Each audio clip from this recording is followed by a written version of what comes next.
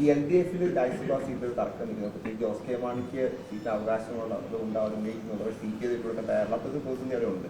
അത് UDF എങ്ങനെയാണ് കാണുന്നത്? അല്ല, അതിൻ്റെ പിന്നാലൊന്നും ഇപ്പം ഞങ്ങൾ പോകുന്നില്ല. അത് അവരുടെ ആഭ്യന്തര കാര്യങ്ങളാണ്, അത് അവർ തീരുമാനിക്കട്ടെ. ഞങ്ങളുടെ രാജ്യസഭാ സീറ്റിൻ്റെ കാര്യം ഞങ്ങൾ തീരുമാനിക്കാം. അവരുടെ ആഭ്യന്തര കാര്യ കേരളം ഇടപെടുന്നില്ല. അവർ തർക്കത്തിലാണെന്നറിയാം. ഈ കേരളത്തിലെ പുതിയ സാഹചര്യത്തിൽ ഇപ്പോൾ വലിയ വിജയം ലഭിച്ചു.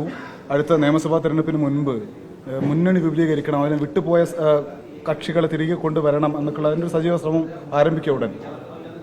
അല്ല, ഇതൊക്കെ എന്താണെന്ന് വെച്ച് കഴിഞ്ഞിട്ടുണ്ടെങ്കിൽ ഇപ്പോൾ ഈ പറഞ്ഞ പോലെ തന്നെയാണ്. നമ്മളിപ്പോൾ അവിടുന്ന് കൊഴിഞ്ഞു വീഴുന്നുണ്ടോ എന്ന് നോക്കി അതിൻ്റെ പുറകെ പോകുന്ന പരിപാടിയൊന്നും ഇല്ല.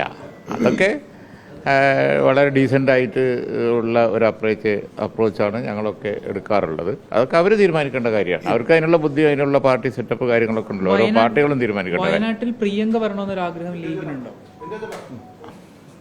അല്ല, ഞാൻ പറഞ്ഞു, ആ കാര്യം കോൺഗ്രസ് തീരുമാനിക്കേണ്ടതാണ്. ആര് വന്നാലും ഞാൻ ഇലക്ഷന് മുമ്പ് ആവർത്തിച്ചത് റായ്ബറേലിയിൽ രാഹുൽ ഗാന്ധി സ്ഥാനാർത്ഥി ആയപ്പോൾ പറഞ്ഞത് ഇപ്പോഴും പറയാം. കോൺഗ്രസിൻ്റെ ഏത് കാൻഡിഡേറ്റ് വന്നാലും ഇപ്പോഴത്തെ അവസ്ഥയിൽ അവിടുന്ന് പാട്ടും പാടി ജയിക്കും.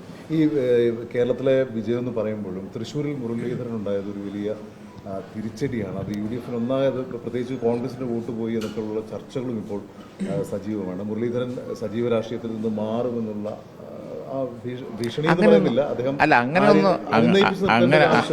അങ്ങനെയൊന്നും ഉണ്ടാവും എന്ന് തോന്നുന്നു. ഞാൻ അദ്ദേഹവുമായി സംസാരിച്ചിരുന്നു. അദ്ദേഹത്തിൻ്റെ വിഷമം അദ്ദേഹം പറഞ്ഞു എന്ന് മാത്രമേ ഉള്ളൂ.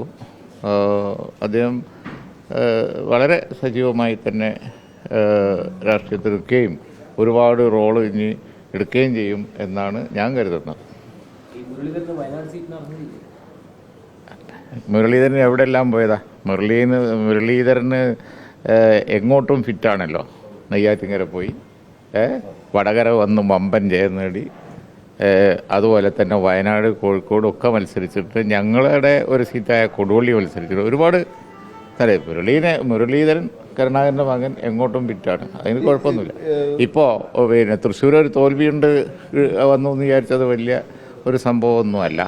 പക്ഷെ അത് അവർ പരിശോധിക്കേണ്ട കാര്യമാണ്. ഒരു ഫൈറ്റർക്ക് ജയമുണ്ടാവും, തോൽവി ഉണ്ടാവും.